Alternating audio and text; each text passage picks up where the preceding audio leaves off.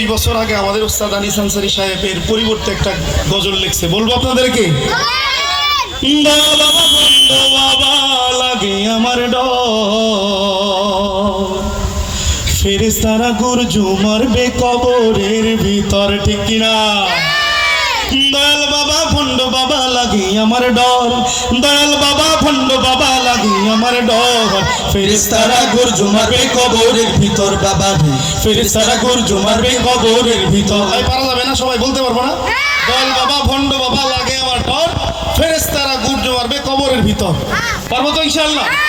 দয়াল বাবা ভণ্ড বাবা লাগে আমার ডর, দয়াল বাবা ভণ্ড বাবা লাগে আমার ডর, ফেরেশতারা গর্জু মারবে কবরের ভিতর বাবা, ফেরেশতারা গর্জু মারবে কবরের ভিতর। আহা দয়াল বাবা ভণ্ড বাবা লাগে আমার ডর, দয়াল বাবা ভণ্ড বাবা লাগে আমার ডর, ফেরেশতারা গর্জু মারবে কবরের ভিতর বাবা, ফেরেশতারা গর্জু মারবে কবরের ভিতর। কথা ঠিক?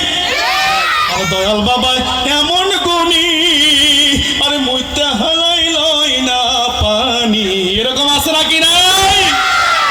আর দয়াল বাবা এমন গুণী, আরে মুইতে বাবাই লয় না পানি, খালি করে টানাটানি পর্দার ভিতর, খালি করে টানাটানি পর্দার ভিতর, ফেরেশতারা গর্জু মারবে কবরের ভিতর বাবা, ফেরেশতারা গর্জু মারবে কবরের ভিতর। আহা দয়াল বাবা ভণ্ড বাবা লাগে আমার ডর, দয়াল বাবা ভণ্ড বাবা লাগে আমার ডর, ফেরেশতারা গর্জু মারবে কবরের ভিতর বাবা, ফেরেশতারা গর্জু মারবে কবরের ভিতর। কথা ঠিক কিনা? আর শুনতে চাই, কথা ঠিক কিনা? এই সমস্ত ভণ্ড পীরের দলেরা বিভিন্ন জায়গায় মাজার বানিয়ে ইসলামের বিরুদ্ধে সহজ সরল মুসলমানদের ঈমানকে হরণ করছে, যেরকম, কথা ঠিক কিনা?